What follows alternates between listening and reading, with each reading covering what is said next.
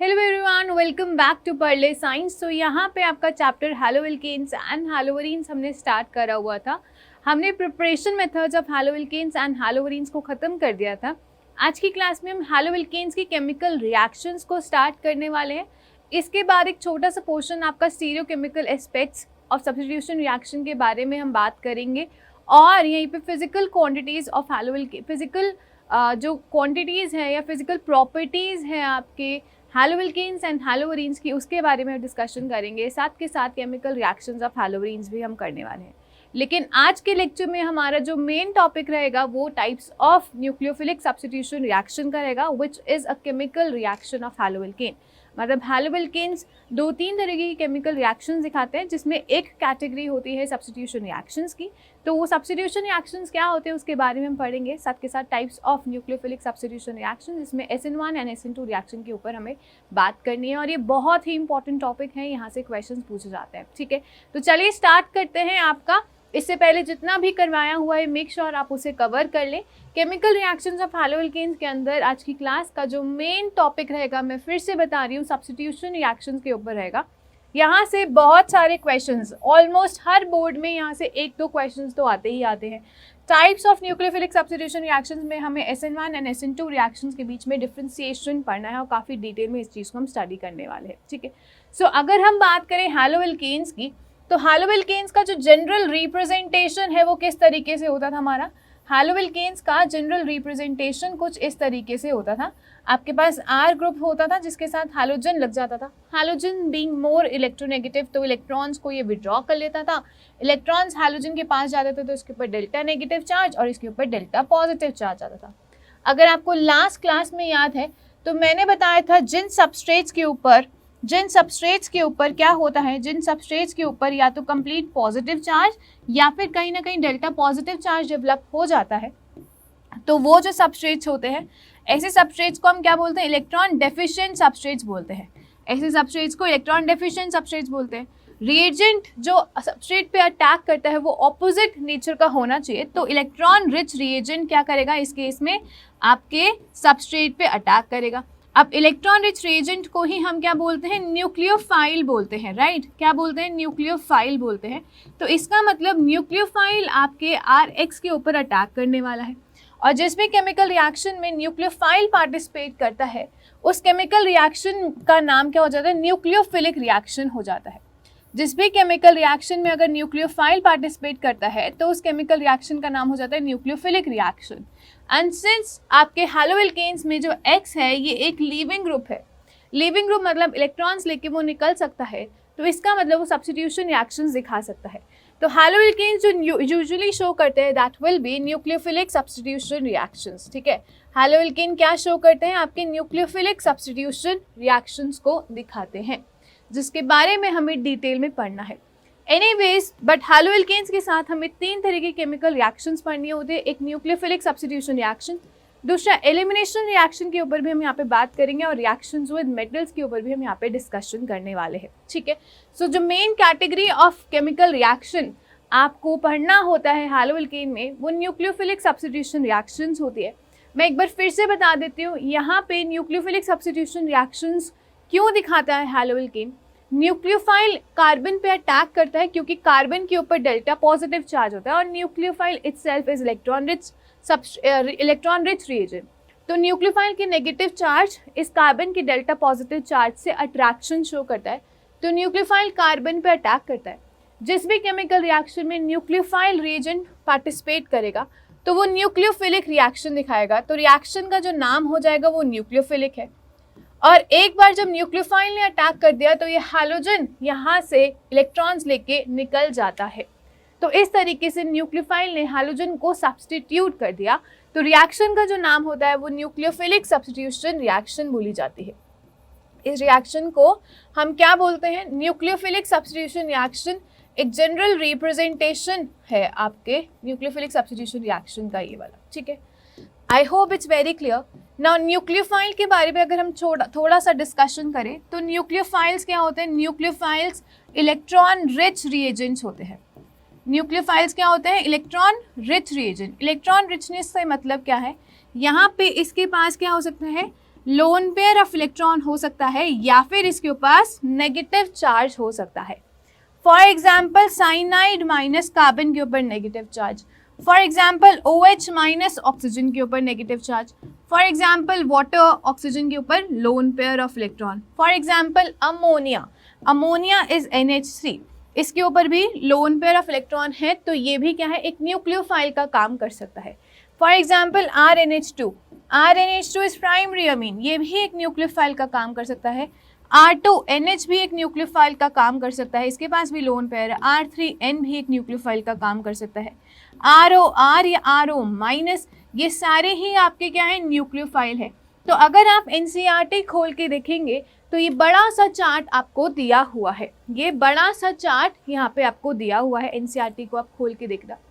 और यहाँ पे डिफरेंट रिएजेंट्स डाल रखे हैं, उस रिएजेंट से अटैक करने वाली स्पीसीज आपको यहाँ पे लिख के दे रखी है, और एक बार सब्स्टिट्यूशन होने के बाद किस तरीके का प्रोडक्ट मिलेगा, नया फंक्शनल ग्रुप यहाँ पे ऑब्टेन होगा, उसके बारे में यहाँ पे इन दोनों के यहाँ पे बता रखा है। फॉर एग्जाम्पल अगर हम बात करें आपका RCl है, ध्यान से देखते जाना, RCl क्या है, आपका सबस्ट्रेट है। अब R के ऊपर डेल्टा पॉजिटिव चार्ज है, अगर आपने इसमें NaOH डाला, जो फर्स्ट रिएजेंट आपने दिया हुआ है या फिर KOH डाला, तो KOH is a source of K positive and OH minus ions, ऐसे NaOH will break into Na positive and OH minus ion। तो यहाँ पे जो न्यूक्लियोफाइल है that is OH minus ion। तो ध्यान से देखो क्या होगा, KOH या फिर NaOH डालने से OH minus ion रिलीज होता है। OH minus इस कार्बन पे अटैक करता है और हैलोजन को हटा देता है, और यहाँ पे ROH का फॉर्मेशन हो जाता है और Cl माइनस निकल जाता है। तो ये ROH क्या है, नया functional group which is known as alcohol. तो यहाँ पे ध्यान से देख सकते हो, जब आपने फर्स्ट में NaOH या फिर KOH डाला तो यहाँ से OH माइनस आयन निकल के आया, और आपके पास ROH एक सब्स्टिट्यूटेड प्रोडक्ट मिल गया which is a functional group known as alcohol functional group. आ रही है बात समझ में? ऐसे ही आप हैलोएल्केन की रिएक्शन किसके साथ कर सकते हैं, वाटर के साथ कर सकते हैं। वाटर भी क्या है, एक तरीके का न्यूक्लियोफाइल ही है, बट ये एक न्यूट्रल न्यूक्लियोफाइल है और ये एक चार्ज न्यूक्लियोफाइल है। तो यहाँ पे ऑक्सीजन के पास लोन पेयर होता है, यहाँ पे डेल्टा पॉजिटिव चार्ज होता है, तो वाटर अपना ऑक्सीजन जो है अपना लोन पेयर डोनेट करता है और Cl माइनस को निकाल देता है। द मोमेंट वाटर ने अपना लोन पेयर ऑक्सीजन ने अपना लोन पेयर डोनेट करा, तो एक लोन पेयर तो रह गया और एक ऑक्सीजन के ऊपर अभी पॉजिटिव चार्ज आ गया। अब जो Cl माइनस निकला है वो क्या करेगा, जो Cl माइनस आपका निकला है वो H पॉजिटिव को लेके जाएगा, H पॉजिटिव लेके जाएगा, तो यहाँ पे ये नेगेटिव छोड़ के जाएगा, नेगेटिव पॉजिटिव कैंसिल होके आपके पास क्या बन जाएगा, ROH फिर से बन जाएगा और HCl इस केस में निकल जाएगा। तो फिर से आपको जो फंक्शनल ग्रुप या सब्स्टिट्यूटेड प्रोडक्ट मिलेगा वो क्या है, एक अल्कोहल ग्रुप है। तो यहाँ पे आप ध्यान से देख सकते हो, जब वाटर ने अटैक करा, वाटर खुद से ही न्यूक्लियोफाइल था और इसने Cl माइनस को हटा के उसकी जगह ROH निकल गया, साथ के साथ HCl भी रिमूव हो जाता है। लेकिन ये आपका सब्स्टिट्यूटेड प्रोडक्ट है जिसका नाम क्या होगा, अल्कोहल, क्योंकि OH फंक्शनल ग्रुप है। ठीक है, ऐसे ही चलते हैं आपके थर्ड कैटेगरी में, NaOR is the reagent which is added. ठीक है, तो थर्ड में अगर आप देखोगे हमारे पास RX है या RCl है, तो R के ऊपर डेल्टा पॉजिटिव चार्ज है, इसमें आपने क्या डाल रखा है, NaOR प्राइम डाल रखा है। It is a source of Na positive and OR prime negative. यहाँ पे OR माइनस जो है, OR प्राइम माइनस, ये आपका न्यूक्लियोफाइल है, ये कार्बन के ऊपर अटैक करके हैलोजन को हटा देता है और यहाँ पे ROR प्राइम बन जाता है।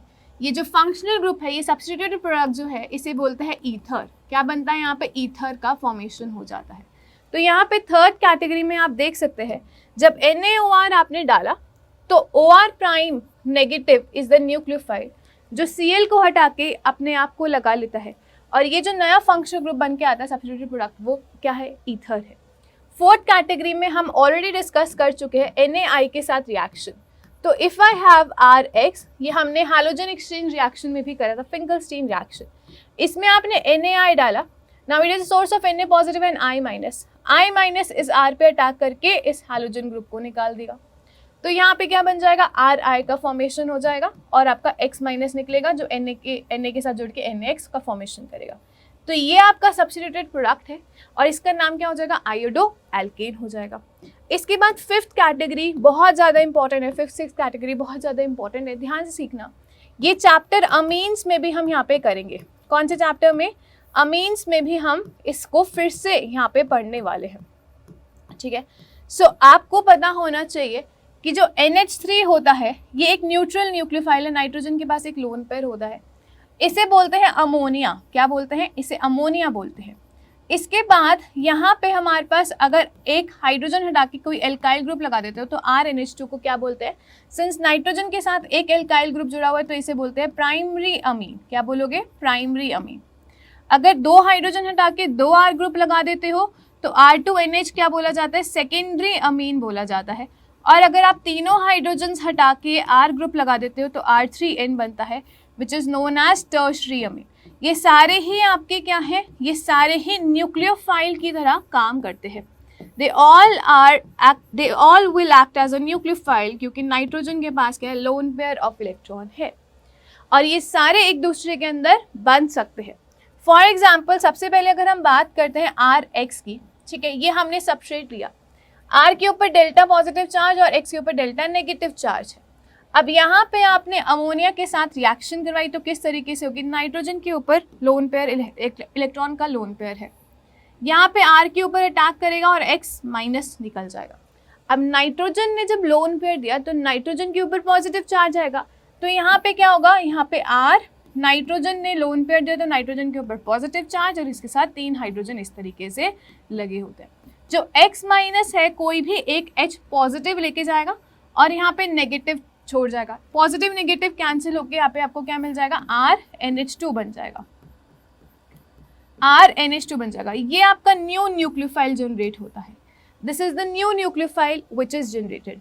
तो अमोनिया के साथ रिएक्शन करवाई तो यहाँ पे आपको प्राइमरी अमीन मिलता है।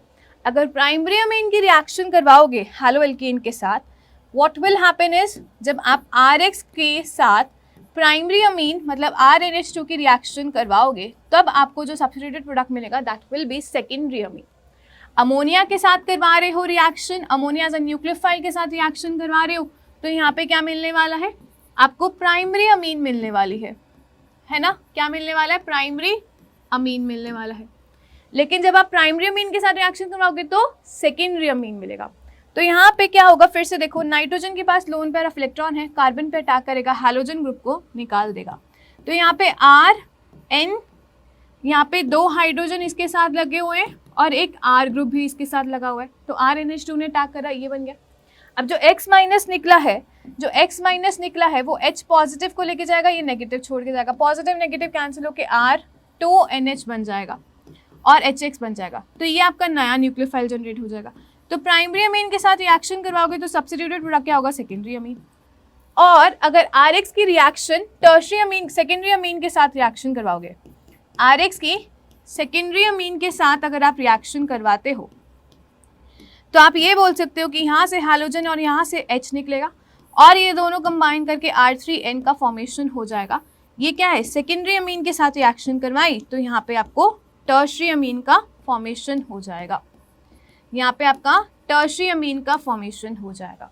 तो इस तरीके से आपको सारे सब्स्टिट्यूटेड प्रोडक्ट्स पता होने चाहिए कि अमोनिया के साथ रिएक्शन करवाए तो सब्स्टिट्यूटेड प्रोडक्ट क्या मिल रहा है, प्राइमरी अमीन के साथ रिएक्शन करवाए तो फिर क्या प्रोडक्ट मिल रहा है, और टर्शरी के साथ करवा रहे हो तो फिर क्या मिलेगा। तो यही सारी चीज़ें यहाँ पे लिखी हुई है, ध्यान से आप देखेंगे। अमोनिया के साथ रिएक्शन करवाई है हैलोएल्केन की तो आपको अमोनिया ही न्यूक्लियोफाइल है, वो अटैक करेगा, Cl को हटाएगा तो RNH2 का फॉर्मेशन होगा, मतलब प्राइमरी अमीन मिलेगा। Primary amine as a reagent use करके करवा रहे हो रिएक्शन तो सेकेंडरी अमीन प्रोडक्ट मिलेगा। सेकेंडरी अमीन को यूज़ करके रिएक्शन करवा रहे हो तो टर्शरी अमीन का प्रोडक्ट मिलेगा। इसके बाद ये दोनों ही बहुत इंपॉर्टेंट है और ये दोनों ही बहुत इंपॉर्टेंट है, ये साइनाइड माइनस जो है और NO2 माइनस, ये दोनों ही क्या बोले जाते हैं? इन दोनों को एम्बिडेंट न्यूक्लियोफाइल बोला जाता है। इनको हम क्या बोलते हैं? एम्बिडेंट न्यूक्लियोफाइल बोला जाता है। एम्बिडेंट का मतलब क्या होता है मैं अभी आपको समझा रही हूँ, लेकिन ये बहुत ही ज़्यादा इंपॉर्टेंट टॉपिक है तो इसके ऊपर भी क्वेश्चंस जो हैं वो पूछे जाते हैं। तो मेरी बात ध्यान से सुनेंगे। अगर हम बात कर रहे हैं एम्बिडेंट न्यूक्लियोफाइल्स की, ध्यान से सुनना बिल्कुल। एम्बिडेंट न्यूक्लियोफाइल्स क्या होते हैं? जहाँ पे एक न्यूक्लियोफाइल है but they have 2 different donor atoms or they have more than 1 different donor atoms. Ambident nucleophiles का मतलब एम्बिडेंट न्यूक्लियोफाइल्स का मतलब क्या है? एम्बिडेंट न्यूक्लियोफाइल्स का मतलब ये है कि nucleophile having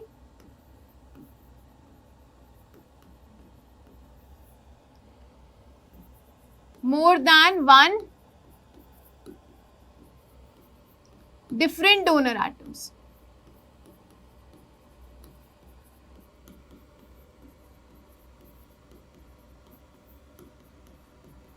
More than one different donor atoms. आ रही है बात समझ में? फॉर एग्जाम्पल साइनाइड माइनस में कार्बन भी डोनेट कर सकता है और यहाँ पे नाइट्रोजन के पास लोन पेयर ऑफ इलेक्ट्रॉन्स है, वो भी डोनेट कर सकता है। ठीक है, तो साइनाइड क्या है? एक एम्बिडेंट न्यूक्लियोफाइल है। यहाँ पे कार्बन के थ्रू भी डोनेशन हो सकता है और यहाँ पे नाइट्रोजन के थ्रू भी डोनेशन हो सकता है, मैं आपको अभी बताऊंगी। ऐसे ही NO2 माइनस की अगर हम बात करें इस तरीके से, तो यहाँ पे NO2 माइनस के पास भी एक लोन पेयर, नाइट्रोजन के पास एक लोन पेयर ऑफ इलेक्ट्रॉन है। नाइट्रोजन भी डोनेट कर सकता है और ऑक्सीजन भी डोनेट कर सकता है, डिपेंडिंग अपॉन वो किसके साथ अटैच्ड है। फॉर एग्जाम्पल अगर हम बात करते हैं KCN की, ध्यान से सुनना, अगर हम बात करते हैं RH की रिएक्शन हमने किससे करवाई है? RH की रिएक्शन हमने KCN के साथ करवाई है। तो KCN एक आयनिक कंपाउंड है। KCN क्या है? एक आयनिक कंपाउंड है और आयनिक कंपाउंड आपको पता है क्या जनरेट करते हैं? फ्री आयंस जनरेट करते हैं। मतलब वो K पॉजिटिव आयंस भी जनरेट करेगा और CN माइनस आयंस भी जनरेट करेगा। यहाँ पे कार्बन क्या है? फ्री है, तो इलेक्ट्रॉन डोनेशन यहाँ पे कार्बन ही करता है।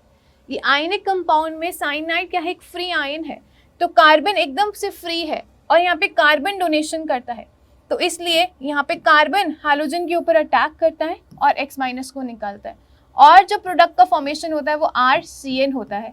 मतलब इस केस में क्या बना है? इस केस में carbon is the donating atom. Carbon क्या है? डोनेटिंग एटम है। कार्बन क्या है? Donating atom in cyanide minus. ठीक है, ओके, कमिंग बैक, अगर आप RX की रिएक्शन किसके साथ करवाते हैं? RX की रिएक्शन AgCN के साथ करवाते हैं।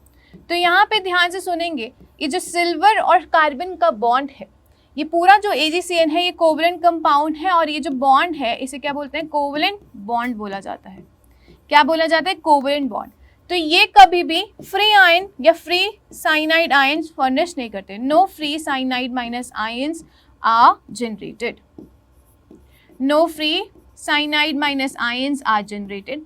और कार्बन और सिल्वर का बॉन्ड कोवलेंट बॉन्ड है, स्ट्रॉन्ग बॉन्ड है, तो कार्बन यहाँ पे डोनेट नहीं करता। इस केस में क्या होता है? नाइट्रोजन के पास लोन पेयर ऑफ इलेक्ट्रॉन्स है, तो नाइट्रोजन अटैक करता है और X माइनस को निकालता है और फाइनली व्हाट हैपेंस इज कि आपके पास RNC का फॉर्मेशन होता है। ठीक है, और AgX निकल जाता है। तो इस केस में nitrogen is the donating atom. Nitrogen क्या है? डोनेटिंग एटम है। Nitrogen is the donating atom. ठीक है, तो यहाँ पे नाइट्रोजन डोनेट करता है। तो ऐसे एटम्स या ऐसे न्यूक्लियोफाइल्स जहाँ पे more than one different donor atoms present होते हैं, तो ऐसे न्यूक्लियोफाइल्स को एम्बिडेंट न्यूक्लियोफाइल्स बोला जाता है। तो KCN के साथ आपको साइनाइड आयन मिलता है, और आपके AgCN के साथ आइसोसाइनाइड का फॉर्मेशन होता है। ये साइनाइड फंक्शनल ग्रुप है। अगर कार्बन R ग्रुप के साथ लगा हुआ है तो साइनाइड बोलते हैं, अगर नाइट्रोजन जुड़ा होता है तो आपका ये क्या बोला जाता है? आइसोसाइनाइड कंपाउंड बोला जाता है, या फिर कॉमनली इसको नाइट्राइल बोलते हैं और इसको आइसोनाइट्राइल कंपाउंड बोलते हैं। ठीक है, तो यहाँ पे आप देख सकते हैं, अगर KCN के साथ रिएक्शन करवाई है, अगर KCN एज अ न्यूक्लियोफाइल हमने KCN एज अ रिएजेंट दिया है, it will furnish cyanide minus free ions, क्योंकि एक आयनिक कंपाउंड है। कार्बन R के ऊपर अटैक करके RCN का फॉर्मेशन करता है और इसी को हम नाइट्राइल्स बोलते हैं या फिर साइनाइड बोल सकते हैं। अगर हम बात करें AgCN के साथ, तो AgCN free cyanide ion furnish नहीं करता। AgCN खुद ही आपका एक न्यूक्लियोफाइल है जहाँ पे नाइट्रोजन जाके अटैक करता है कार्बन के साथ, तो आपका RNC का फॉर्मेशन होता है। इसे आइसोसाइनाइड बोल सकते हैं या फिर आइसोनाइट्राइल भी बोल सकते हैं। तो ये दोनों क्या, ये आपका क्या बोला जाएगा? एम्बिडेंट बिहेवियर बोला जाएगा। अच्छा, बात करते हैं KNO2 की, तो KNO2 भी एक आयनिक कंपाउंड है। ये NO2 माइनस एक फ्री आयन जनरेट करता है। ऑक्सीजन के ऊपर नेगेटिव चार्ज होता है, तो ऑक्सीजन जो है आपके RX पे अटैक करता है और X माइनस को निकालता है और फाइनली RONO का फॉर्मेशन होता है, RONO का फॉर्मेशन होता है। ऑक्सीजन अटैक करता है, यहाँ पे ऑक्सीजन के ऊपर नेगेटिव चार्ज है। इसे क्या बोलेंगे, इसे एल्काइल नाइट्राइड बोलेंगे। जो सब्स्टिट्यूटेड प्रोडक्ट है इसे क्या बोलेंगे, एल्काइल नाइट्राइड बोलेंगे। लेकिन जब हम बात करते हैं AgNO2 का, तो ऑक्सीजन और सिल्वर के बीच में कोवलेंट बॉन्ड होता है, ये बॉन्ड ब्रेक करना बहुत मुश्किल होता है। तो यहाँ पे ये ऑक्सीजन तो बिल्कुल भी डोनेट नहीं कर सकता। नाइट्रोजन के पास पेयर ऑफ इलेक्ट्रॉन्स होते हैं और ऑक्सीजन के पास भी पेयर ऑफ इलेक्ट्रॉन्स होते हैं, लेकिन नाइट्रोजन बीइंग लेस इलेक्ट्रोनेगेटिव तो वो डोनेट कर देता है। तो इस केस में RX पे कौन अटैक करेगा, इस केस में नाइट्रोजन अटैक करेगा। जब AgCN के साथ AgCN कॉम्प्लेक्स है या फिर AgNO2 कॉम्प्लेक्स है तो वहाँ पे नाइट्रोजन अटैक करता है। तो नाइट्रोजन अटैक करेगा तो RNO2 का फॉर्मेशन हो जाएगा और Cl माइनस निकलेगा, इससे बोलते हैं नाइट्रोएल्केन। तो ये क्वेश्चन पूछे जाते हैं कि अगर आपने AgCN डाला तो क्या बनेगा, अगर आपने AgNO2 डाला तो क्या प्रोडक्ट मिलेगा। तो यहाँ पे नाइट्रोएल्केन का फॉर्मेशन हो जाता है। तो ये भी क्या है, एक तरीके से एम्बिडेंट न्यूक्लियोफाइल है। NO2 माइनस में नाइट्रोजन भी डोनेट कर सकता है और ऑक्सीजन भी डोनेट कर सकता है। इसके बाद RCO माइनस Ag के साथ रिएक्शन है आपकी, ठीक है। तो RCO माइनस Ag पॉजिटिव, यहाँ पे RCO माइनस जो है आपका न्यूक्लियोफाइल है, ये RX पे अटैक करता है, ठीक है। इसको R प्राइम ले लेते हैं। तो जब ये अटैक करेगा तो X माइनस निकाल देगा, तो यहाँ पे आपका क्या मिल जाएगा, RCOO R प्राइम, ये R मिल जाता है। तो ये जो फंक्शनल ग्रुप मिलके आया इसे बोलते हैं एस्टर फंक्शनल ग्रुप, ठीक है। तो अगर आपने हैलोएल्केन में RCOAg डाला तो यहाँ पे आपको क्या मिलेगा, एस्टर फंक्शनल ग्रुप मिलेगा। इसके बाद अगर आप रिएक्शन LiAlH4 के साथ करवा रहे हैं तो LiAlH4 एज अ रिएजेंट अगर आप डालते हैं तो इस केस में जो न्यूक्लियोफाइल होता है वो H माइनस होता है। तो RX की रिएक्शन अगर आप H माइनस के साथ करवाते हैं तो ये इस पे अटैक करके X माइनस को निकाल देता है और यहाँ पे RH का फॉर्मेशन होता है। ये आपका क्या है, ये आपका नॉर्मल हाइड्रोकार्बन है। समझने की कोशिश करना, अगर मेरे पास CH3Cl है और इसमें मैंने LiAlH4 डाल दिया तो क्या होने वाला है, यहाँ पे it is a source of H minus ions, तो H माइनस कार्बन पर अटैक करेगा, Cl माइनस को निकालेगा तो CH4 मीथेन का फॉर्मेशन हो जाएगा। CH4 मीथेन का फॉर्मेशन हो जाएगा, मतलब RH हाइड्रोकार्बन का फॉर्मेशन हो जाएगा।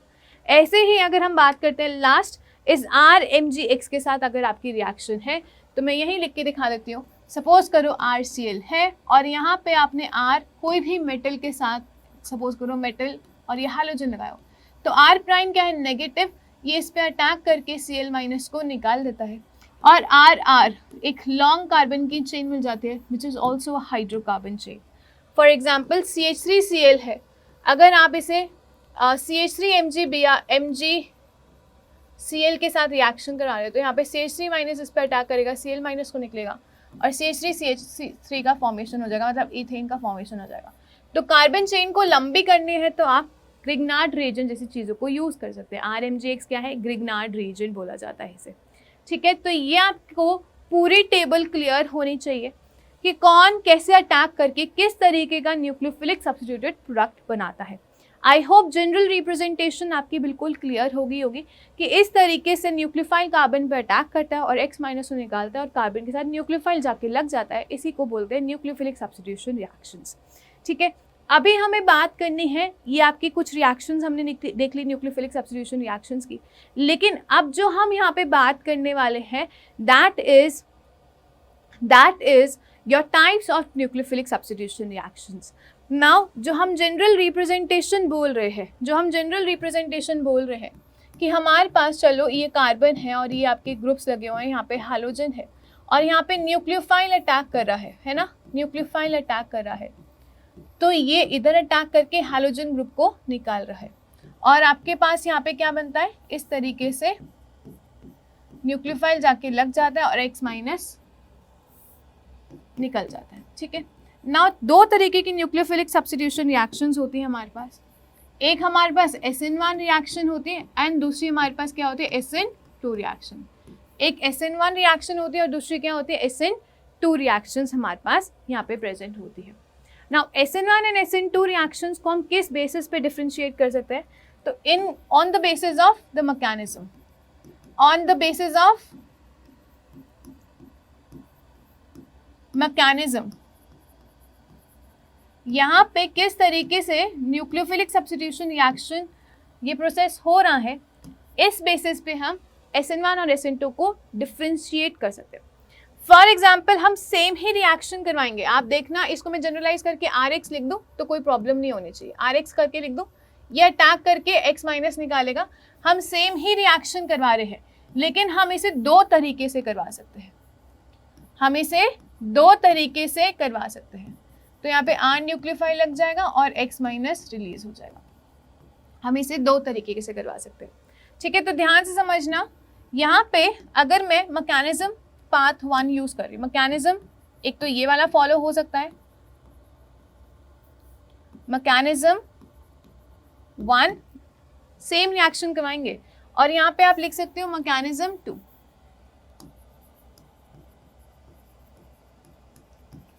तो ये वाला मैकेनिज्म फॉलो हो सकता है, ये SN1 एंड SN2 की अगर हम बात करें तो इसको इस तरीके से हम मैकेनिज्म के बेसिस पे डिफरेंशिएट कर रहे हैं। ठीक है, तो ध्यान से देखना, मैकेनिज्म 1 क्या हो सकता है, हमारे पास जो सबस्ट्रेट है दैट इज RX, है ना, हमारे पास जो सबस्ट्रेट है दैट इज RX। हो सकता है कि हैलोजन जो है वो ज़्यादा इलेक्ट्रोनेगेटिव है, तो वो क्या करे, वो इलेक्ट्रॉन्स लेके खुद से ही निकल जाए। तो स्टेप नंबर 1 में क्या हो सकता है, ये जो हैलोजन है X, ये इलेक्ट्रॉन्स लेके निकल जाए। यहाँ पे स्टेप नंबर 1 में क्या हुआ है, बॉन्ड ब्रेकिंग का प्रोसेस हुआ है। यहाँ पे स्टेप 1 में क्या हो रहा है, बॉन्ड ब्रेकिंग का प्रोसेस हो रहा है, जहाँ पे हैलोजन इलेक्ट्रॉन लेके निकल जाएगा और R पॉजिटिव का फॉर्मेशन होता है और X माइनस रिलीज हो जाता है। ठीक है, अब सेकेंड स्टेप पे क्या हो सकता है, R पॉजिटिव जो बना है वो न्यूक्लियोफाइल के साथ जुड़ सकता है और आपका R न्यूक्लियोफाइल का फॉर्मेशन हो सकता है। ये आपका फाइनल प्रोडक्ट है। इन दोनों रिएक्शन को कंबाइन करके अगर आप लिखोगे तो RX और कहीं तो है ही नहीं, तो RX हो जाएगा। अब देखो यहाँ पे R पॉजिटिव है ना, तो R पॉजिटिव से R पॉजिटिव कट गया, और तो कुछ नहीं कटेगा ना। ठीक है, लेफ्ट साइड पे और क्या बचा, RX के साथ न्यूक्लियोफाइल बचा, लेफ्ट साइड पे RX के साथ न्यूक्लियोफाइल बचा, और राइट साइड पे क्या बचा, R न्यूक्लियोफाइल बना और X माइनस बन गया। यही तो हमारी जनरल रिप्रेजेंटेशन थी। तो फाइनल रिएक्शन में भी हमने ये करा, बट ये दो स्टेप्स में हुआ। तो मैकेनिज्म 1 में हमने क्या करा, ये रिएक्शन हमने 2 स्टेप्स में करवाई है। ये रिएक्शन क्या करवाई है हमने, 2 स्टेप्स में ये रिएक्शन हमारी हुई है, जहाँ पे पहले बॉन्ड ब्रेक करा है और बाद में न्यूक्लियोफाइल अटैच करा है। तो फर्स्ट मैकेनिज्म में सबसे पहले बॉन्ड ब्रेकिंग हुई है और सेकेंड स्टेप पे फिर अट्रैक्शन के through then nucleophile attached itself.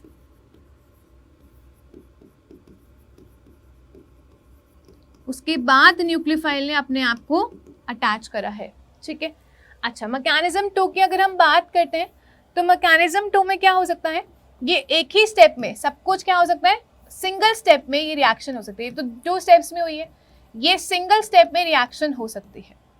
समझने की कोशिश करना, अगर हमारे पास RX है, अब हो सकता है कि X पहले इलेक्ट्रॉन्स लेके ना निकले, लेकिन ज़बरदस्ती निकलना पड़ेगा। अगर न्यूक्लियोफाइल अटैक कर रहा है तो X माइनस को निकलना पड़ेगा, अदरवाइज कार्बन के बॉन्ड इंक्रीज कर जाएंगे। तो यहाँ पे R न्यूक्लियोफाइल जुड़ जाएगा जाके और X माइनस रिलीज हो जाएगा। तो अभी भी सेम ही चीज़ हुई है कि RX के साथ न्यूक्लियोफाइल की रिएक्शन करवाई है, तो आपको क्या मिला है, आपको R न्यूक्लियोफाइल मिला है और X माइनस निकल जाएगा। तो सेम ही रिएक्शंस है, बट 2 डिफरेंट मैकेनिज्म से हो गया। यहाँ पे 2 स्टेप्स में रिएक्शन हुई है और यहाँ पे सिंगल स्टेप में ही रिएक्शन हो गई है। जिस रिएक्शन को आप 2 स्टेप में करते हो वो रिएक्शन क्या बोली जाती है, वो रिएक्शन SN1 रिएक्शन बोली जाती है।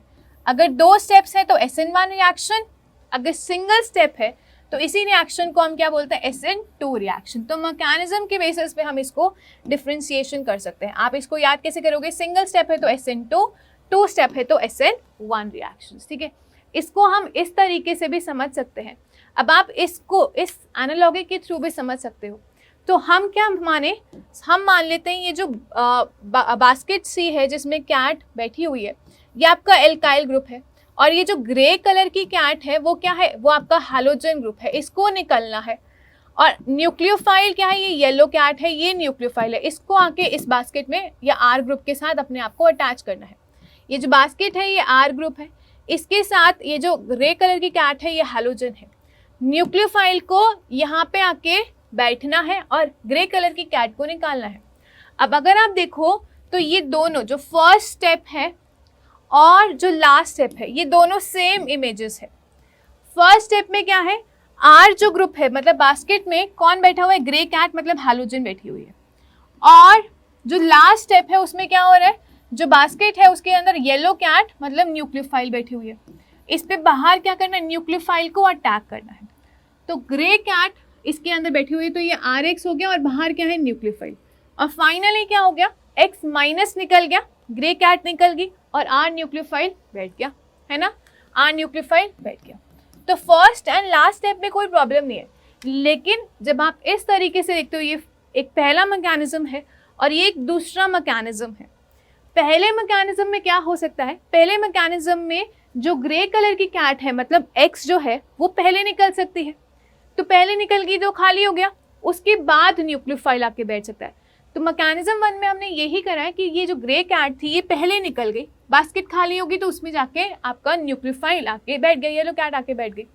तो एक तो ये स्टेप हो सकता है कि पहले ये निकल जाए और फिर ये आके बैठ जाए, तो ये फर्स्ट कैटेगरी ऑफ मैकेनिज्म है। सेकेंड कैटेगरी ऑफ मैकेनिज्म क्या है, यहाँ पे जबरदस्ती इसको निकालना पड़े कि ग्रे येलो कैट ने मतलब न्यूक्लियोफाइल ने अटैक कर दिया और फिर आपका जो हैलोजन है मतलब X माइनस जो ग्रे कैट है वो निकलेगा। तो ये दो डिफरेंट मैकेनिज्म्स हो सकती है, बट फाइनल स्टेप और जो फर्स्ट स्टेप है वो सेम ही है हमारा, बट ये दो डिफरेंट मैकेनिज्म से चीज़ें फॉलो होती है। अगर वो पहले ही निकल जाता है तो ये फर्स्ट स्टेप हो गया और उसके बाद ये आके बैठा है तो ये सेकेंड स्टेप हो गया, तो ये SN1 रिएक्शन हो गई। अब ये वाली जो रिएक्शन है ये 2 स्टेप्स में हुई है, ये सिंगल स्टेप्स में हुई है क्योंकि उसने अटैक करा है और उसी के बाद हैलोजन निकला है, तो ये SN2 रिएक्शन हो गई। I hope it's very clear. तो मैकेनिज्म के बेसिस में हम SN1 एंड SN2 के रिएक्शंस को डिफ्रेंशिएट कर सकते हैं। मैकेनिज्म के बेसिस पे हम SN1 एंड SN2 रिएक्शन को डिफ्रेंशिएट कर सकते हैं, ठीक है। अभी हमें क्या करना है, अभी हमें डिटेल में पढ़ना है कि SN1 और SN2 रिएक्शंस को किस तरीके से नाम दिया गया, ये 1 और 2 क्या होता है, इसके अंदर क्या क्या चीज़ें हमें पढ़नी होती है, यही सारी चीज़ें हम यहाँ पे डिटेल में करने वाले हैं। तो SN1 रिएक्शन में एक चीज़ तो आपको क्लियर हो गई है, हमें जो रिएक्शन करवानी है वो क्या करवानी है, RX और न्यूक्लियोफाइल की रिएक्शन करवानी है, ठीक है। और फाइनली हमें R न्यूक्लियोफाइल का फॉर्मेशन करना है और X माइनस निकल जाना है यहाँ पे, है ना, ये हमें रिएक्शन करवानी है। हम इतना भी जान गए हैं कि ये जो SN1 रिएक्शन हो रही है ये कितने स्टेप्स में हो रही है, ये SN1 रिएक्शन 2 स्टेप्स में हो रही है। ये SN1 रिएक्शन 2 स्टेप्स में, 1 है तो 2 स्टेप्स में होगी। अब 2 स्टेप्स में आप ध्यान से सुनेंगे, जो हमारा स्टेप नंबर 1 है, स्टेप नंबर 1 में क्या हो रहा है, स्टेप नंबर 1 में कार्बन एंड हैलोजन का बॉन्ड ब्रेकिंग हो रही है इस तरीके से, कार्बन और हैलोजन की क्या हो रही है, बॉन्ड ब्रेकिंग हो रही है इस तरीके से। और बॉन्ड जब ब्रेक करता है तो ये एक स्लो स्टेप होता है, ये जल्दी से नहीं होता, ये क्या होता है, ये एक स्लो स्टेप होता है ना। बॉन्ड ब्रेकिंग जो होते हैं यहाँ पे ये एक क्या होता है, स्लो स्टेप होता है। तो यहाँ पे अगर हम ये सबस्ट्रेट ले ले कि कार्बन के साथ 3 एल्काइल ग्रुप लगे हुए हैं इस तरीके से, कार्बन के साथ 3 एल्काइल ग्रुप लगे हुए हैं इस तरीके से, और यहाँ पे आपका कोई हाइड्रोजन सपोज करो Cl ले लेते हैं।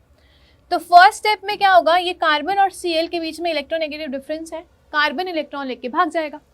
तो ये जो स्टेप है ये क्या है, स्लो स्टेप है, ठीक है। और स्लो स्टेप क्या होते हैं, रेट डिटरमाइनिंग स्टेप। अब रेट डिटरमाइनिंग स्टेप क्या होता है इसको मैं आपको बताऊंगी थोड़ा सा डिटेल में अभी, तो डोंट वरी। लेकिन जैसे ही Cl माइनस निकलेगा तो इसके पास क्या रह जाएगा, CH3, ये एक इंटरमीडिएट बन जाएगा, ये CH3 और ये CH3 इस तरीके से बन जाएगा। This is your carbocation intermediate. तो कार्बोकेटाइन इंटरमीडिएट बनता है और Cl माइनस निकल जाता है, ठीक है। लेट अस से यहाँ पे जो न्यूक्लियोफाइल है वो क्या है, साइनाइड माइनस। तो स्टेप 2 में क्या होता है, स्टेप 2 में आपका कार्बोकेटाइन मतलब R पॉजिटिव एंड न्यूक्लियोफाइल के बीच में सिंगल एक अट्रैक्शन प्रोसेस होता है। क्या होता है, अट्रैक्शन। और आप जानते हो अट्रैक्शन तो हमें बहुत जल्दी हो जाती है, तो ये क्या होता है, फास्ट स्टेप होता है, ये क्या होता है, फास्ट स्टेप होता है। तो यहाँ पे जो कार्बोकेटाइन आपका बना था सेकेंड स्टेप में, तो ये जो कार्बोकेटाइन आपका बन के आया है, ये क्या होगा, ये साइनाइड माइनस के साथ रिएक्शन दिखाएगा। और साइनाइड माइनस, देखो ये कार्बोकेटाइन प्लेनर स्ट्रक्चर है, तो जो साइनाइड माइनस है ये ऊपर से भी आ सकता है और नीचे से भी आ सकता है। समझने की कोशिश करना, ऊपर से भी आ सकता है और नीचे से भी आ सकता है। तो ऊपर से आएगा तो इस तरीके से प्रोडक्ट मिलेगा, ठीक है, और नीचे से आएगा तो नीचे वाला इस तरीके से प्रोडक्ट मिलने वाला है, ठीक है। अब इन दोनों को मिला के हम क्या बोलते हैं, ये दोनों ही आपका क्या है, आप बोल सकते हो कि ये जो हमारा है ये हमारा रेसमिक मिक्सचर का फॉर्मेशन होता है। जब आपके ऊपर से भी आ सकता है और नीचे से भी आ सकता है, तो यहाँ पे रेसमिक मिक्सचर का फॉर्मेशन होता है ना। रेसमिक मिक्सचर क्या होते हैं उसको हम डिटेल में समझेंगे, बट फिलहाल के लिए आप लिख लीजिए, यहाँ पे ये आपको रेसमिक मिक्सचर मिलता है। आप इसको ज़्यादा ना समझें, इसको हम स्टीरियोकेमिकल एस्पेक्ट में मैं आपको अच्छे से समझाऊंगी, बस इतनी सी चीज़ समझने की कोशिश करें। यहाँ पे कार्बन और ये CH3 के तीन चीज़ें, कार्बन CH3, तीन CH3 कार्बन के साथ जुड़ के और साइनाइड का फॉर्मेशन होता है। आप ये जो प्रोडक्ट टाइप है इसमें सिर्फ एक वर्ड लिखेंगे, रेसमिक मिक्सचर।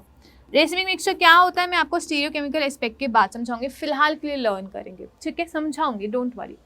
तो यहाँ पे ये जो केमिकल रिएक्शन हुई है SN1 में, जो मैकेनिज्म फॉलो हुआ है वो 2 स्टेप मैकेनिज्म है। जहाँ पे बॉन्ड ब्रेकिंग होती है वो स्लो स्टेप होता है, और जहाँ पे बॉन्ड फॉर्मेशन या अट्रैक्शन प्रोसेस होता है ये बहुत ही फास्ट स्टेप होता है, ठीक है।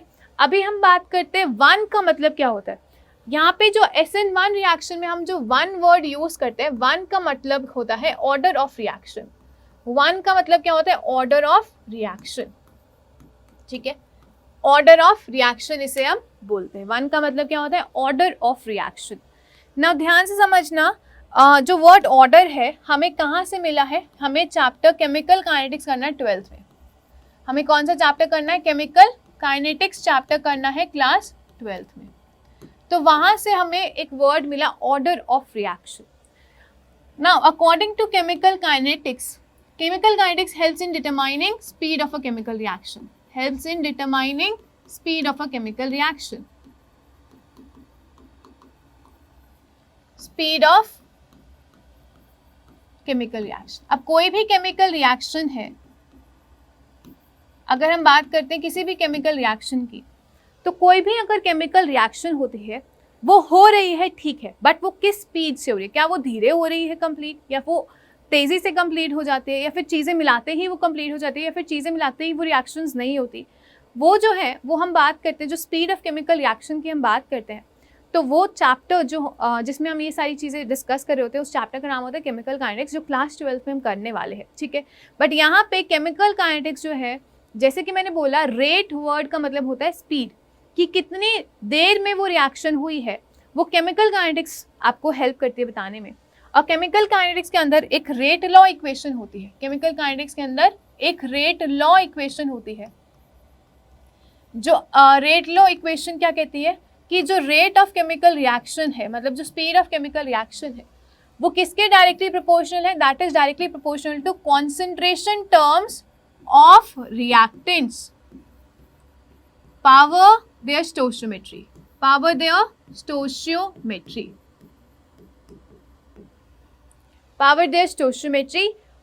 और ये जो रेट है, concentration of reactant power their stoichiometry है of the slowest step, किसके, कौन सी इक्वेशन का हम, कौन सी इक्वेशन का रिएक्टेंट देंगे, of the slowest step reaction, slowest step. कहने का मतलब ये है, आप मेरी बात ध्यान से सुनिए, अगर एक ट्रेन है, इस ट्रेन को यहाँ तक पहुँचना है और ये 2 पार्ट्स में जा रही है, बीच में एक इंटरमीडिएट स्टेशन भी आता है, तो ध्यान से सुनो, यहाँ से यहाँ तक जाने में ये ट्रेन जो है वो स्लोली मूव कर रही थी, और एकदम से यहाँ तक पहुँची तो ये ट्रेन एकदम से फास्ट मूव करी। तो जो ट्रेन की स्पीड है उसका आइडिया हम कैसे निकाल सकते हैं, स्लो स्टेप से निकाल सकते हैं। अगर यहाँ से यहाँ तक स्लोली जाएगी तो आप आइडिया निकाल सकते हो रेट का, स्पीड का आइडिया निकाल सकते हो, बट एकदम से जूम करके चली गई तो आप स्पीड बता ही नहीं सकते उसकी।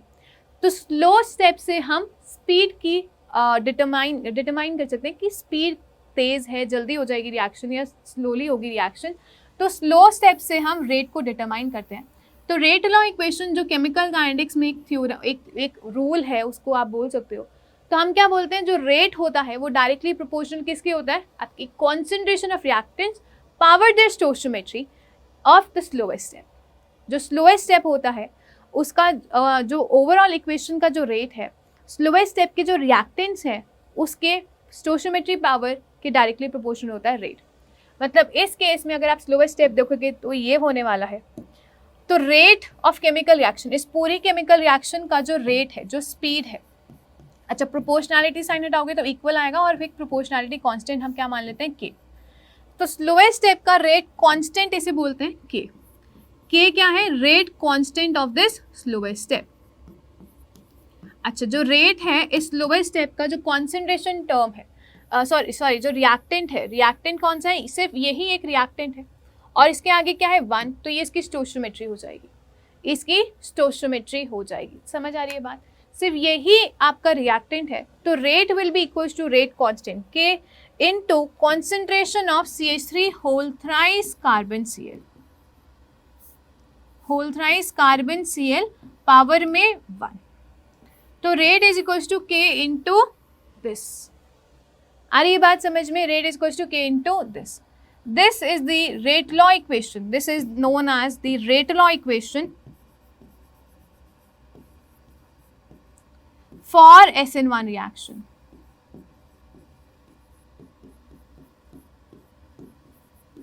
ठीक है, ये रेट लॉ इक्वेशन हो जाएगी फॉर SN1 रिएक्शन। अच्छा, जो ऑर्डर होता है, तो ऑर्डर इज डिफाइंड एज जो भी कॉन्सेंट्रेशन टर्म्स, देखो प्रोडक्ट कॉन्सेंट्रेशन टर्म्स होती है रिएक्टेंट की, जो भी उनकी स्टोइचियोमेट्रीज होते हैं उनको ऐड ऑन कर देते हैं। इस केस में एक ही रिएक्टेंट है, एक ही रिएक्टेंट की कॉन्सेंट्रेशन टर्म है और पावर क्या है 1, तो इसकी जो पावर है उसको आप बोल दो कि इसका ऑर्डर हो जाएगा। तो यहाँ पे ये जो 1 है, सिंगल ये 1 ही क्या है, order of this chemical reaction. तो रेट लॉ इक्वेशन से हम ऑर्डर निकालते हैं, ऑर्डर कितना आएगा 1, और इसी 1 की वजह से हम क्या बोलते हैं, इसको SN1 रिएक्शन बोलते हैं। SN1 रिएक्शन या SN1 ऑर्डर ऑफ रिएक्शन बोलते हैं। S का मतलब सब्स्टिट्यूशन होता है, N का मतलब न्यूक्लियोफिलिक। न्यूक्लियोफिलिक सब्स्टिट्यूशन को SN रिएक्शंस भी बोल सकते हैं। Since the order of a chemical reaction is 1, तो इसे हम SN1 रिएक्शन बोलते हैं। I hope it's very clear. इसे क्या बोलेंगे, SN1 रिएक्शन बोलेंगे। तो ये आपकी SN1 रिएक्शन होती है। ठीक है, अभी हम डिटेल में SN2 रिएक्शन को भी समझने की कोशिश करते हैं। तो सेम चीज़ ही हम यहाँ पे ले रहे हैं, RX है, न्यूक्लियोफाइल अटैक करेगा लेकिन सिंगल स्टेप में रिएक्शन होगी। ध्यान रखना, SN2 है तो सिंगल स्टेप में रिएक्शन होने वाली है। ठीक है, X माइनस रिलीज होगा। इसमें आप यहाँ पे एग्जाम्पल ले सकते हैं, if I have CH3Cl, CH3Cl, अब कार्बन के ऊपर डेल्टा पॉजिटिव चार्ज है और इसके ऊपर डेल्टा नेगेटिव चार्ज। अब यहाँ पे कार्बोकेटाइन तो बनेगा ही नहीं, तो साइनाइड माइनस को अटैक करना है, और SN2 है तो हम क्या बोलेंगे, 1 स्टेप में ही रिएक्शन आपको करवानी ही पड़ेगी। अब यहाँ पे कार्बन Cl है ना, तो इसके पीछे 180 डिग्री पे आपका जो साइनाइड माइनस है अपने इलेक्ट्रॉन्स को डालता है और Cl माइनस को निकाल देता है। तो यहाँ पे क्या होता है, यहाँ पे Cl माइनस उल्टा जाके जुड़ जाता है, Cn माइनस उल्टा जाके जुड़ जाता है। ठीक है, एक ट्रांजिशन स्टेट भी यहाँ पे बनती है। ट्रांजिशन स्टेट का मतलब समझना क्या होता है, साइनाइड ने अपने इलेक्ट्रॉन्स दिए और यहाँ पे धीरे धीरे बॉन्ड फॉर्मेशन हुआ, ये कार्बन आ गया।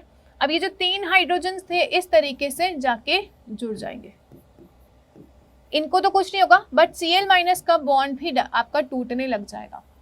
तो ये एक बीच में क्या बनती है, ट्रांजिशन स्टेट। इस तरीके से ऊपर हम ट्रांजिशन स्टेट दिखाते हैं। यहाँ पे ये क्या हो रहा है, बॉन्ड का फॉर्मेशन हो रहा है, और ये क्या हो रहा है, बॉन्ड का ब्रेकिंग हो रहा है। इसे बोलते हैं ट्रांजिशन स्टेट। ट्रांजिशन स्टेट वो स्टेट, TS मतलब transition state, that state where bond breaking and bond formation is happening. वो वाली स्टेट जहां पे बॉन्ड ब्रेकिंग और बॉन्ड फॉर्मेशन हो रहा है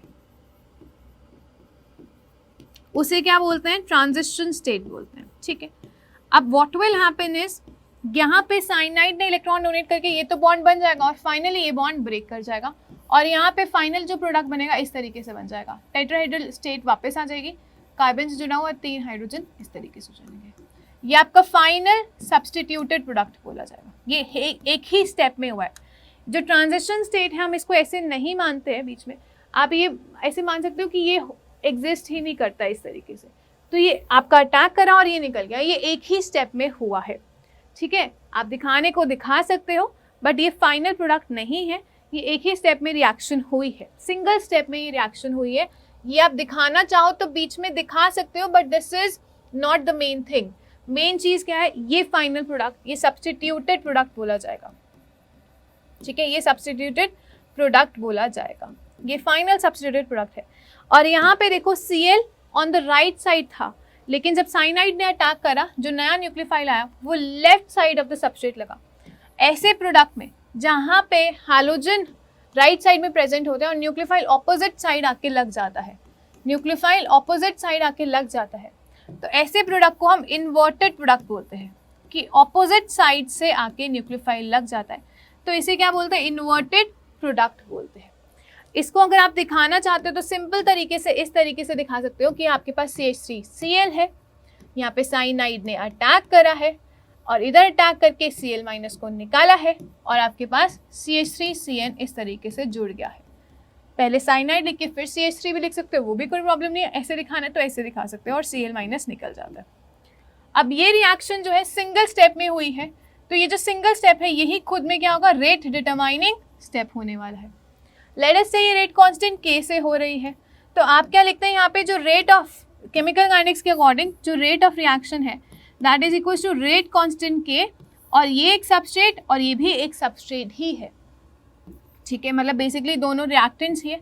तो CH3Cl पावर में 1 और साइनाइड माइनस आयंस की कॉन्सेंट्रेशन भी कितनी है, वो भी आपकी रेट को इफेक्ट करती है। अगर रिएक्टेंट की कॉन्सेंट्रेशन ज़्यादा होगी तो रेट ज़्यादा होने वाला है। तो rate law equation for SN2 reaction ये वाली है। इन जनरल आप बोल सकते हो rate law equation for SN2 reaction, rate is equals to K into substrate concentration into reactant concentration होता है, या रिएजेंट कॉन्सेंट्रेशन लिख सकते हो, या फिर न्यूक्लियोफाइल कॉन्सेंट्रेशन लिख सकते हो पावर में 1। ठीक है, ये होता है। अब यहाँ पे अगर आप ऑर्डर देखोगे तो ये 1 और 1 इनकी स्टोइचियोमेट्रीज ऐड करनी है, पावर्स को ऐड करते हैं, तो ऑर्डर ऑफ रिएक्शन कितना हो जाएगा, SN2 के लिए order of reaction will be 1 + 1 that is equals to 2, और इसी 2 की वजह से इसे हम SN2 रिएक्शन बोलते हैं। इसी 2 की वजह से इसे हम SN2 रिएक्शन बोलते हैं। आ रही है बात समझ में? So this is your SN1 reaction and this is your SN2 reaction. आपको यहाँ पे याद रखना है ये जो है रिएक्शन 2 स्टेप्स में हुई है। बीच वाले स्टेप में ये जो प्रोडक्ट बनता है इसको हम स्पेशल नेम देते हैं। ये कार्बोकेटाइन क्या है, एक इंटरमीडिएट बनता है। तो SN1 रिएक्शन में एक इंटरमीडिएट का फॉर्मेशन होता है, whereas SN2 रिएक्शन में no intermediate formation takes place. SN2 reaction इस सिंगल स्टेप में ही आपका रिएक्टेंट प्रोडक्ट में कन्वर्ट हो जाता है, तो no intermediate formation takes place. कोई भी इंटरमीडिएट फॉर्मेशन आपका यहाँ पे नहीं बनता।